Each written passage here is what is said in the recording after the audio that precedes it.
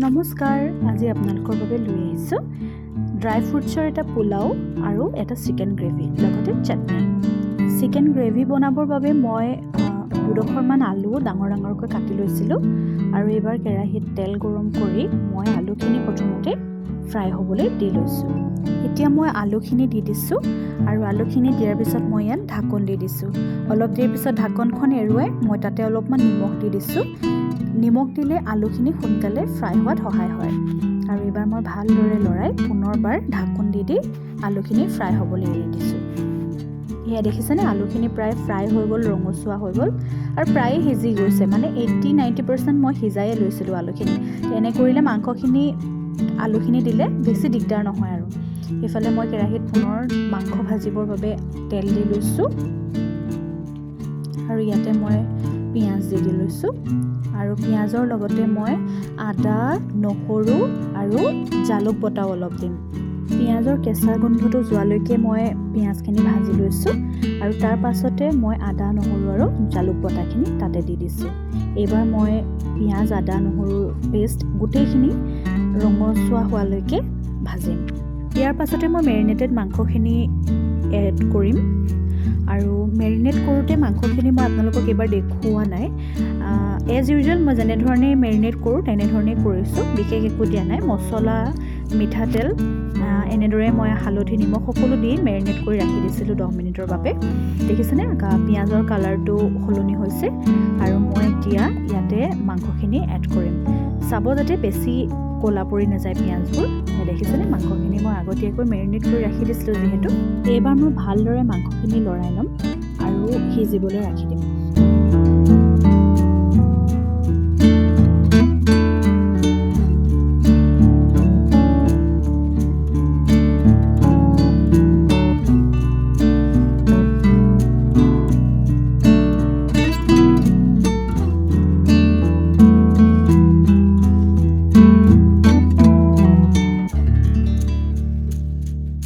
এইবাৰ মই মাংসখিনিৰ ওপৰত ঢাকনখন লগাই দিম আৰু অলপ দেৰিৰ পিছত এয়া ঢাকনখন খোলাৰ পিছত দেখিছেনে কি ধুনীয়াকৈ মাংসখিনিৰ চাইডে চাইডে তেল বিৰিঙি উঠিছে।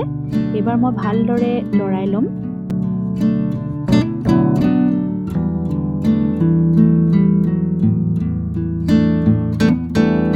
সম্পূৰ্ণ ফ্ৰাই নোহোৱালৈকে মই ঢাকন দি এনেদৰে ভাজি থাকিম আৰু মাংসখিনি যেতিয়া ভালদৰে ছফ্ট হৈ উঠিব তাতে মই এটা বিলাহী সৰু সৰুকৈ কাটি লোৱা দি দিম আৰু পুনৰ ভালদৰে মই বিলাহী আৰু মাংসখিনি লৰাই লৈ ঢাকন দি বিলাহীখিনি প্ৰায় সিজি যোৱালৈকে মই ভাজিম।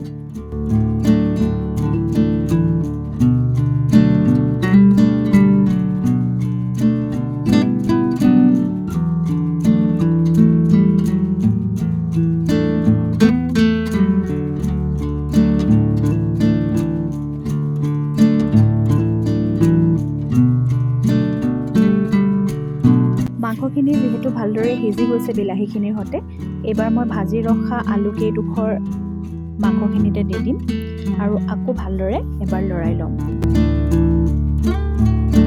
মাংসত যিহেতু মই সদায় গৰম পানী ব্যৱহাৰ কৰোঁ, অন্যফালে মই গৰম পানী পাতি ৰাখিছিলোঁ আৰু এয়া মই জোখমতে গৰম পানী মাংসখিনি দি দিলোঁ আৰু মই উতলিবলৈ দিম।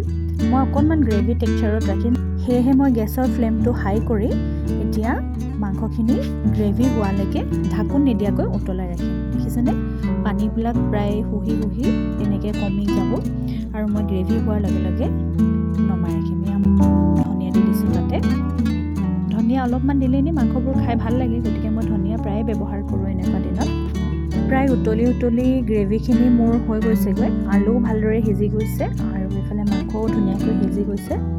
এতিয়া ইয়াৰ টেক্সাৰটো দেখিছেনে, মই বৰ বিশেষ পানীও ৰখা নাই আৰু বৰ বিশেষ ডাঠো কৰিবলৈ দিয়া নাই, এনেদৰে মই ৰাখি দিছোঁ। আনফালে মই পোলাও বনাবৰ বাবে পিঁয়াজ, 2টা কেঁচা জলকীয়া, তেজপাত আৰু ড্ৰাই ফ্ৰুটছখিনি লৈ ল'লোঁ।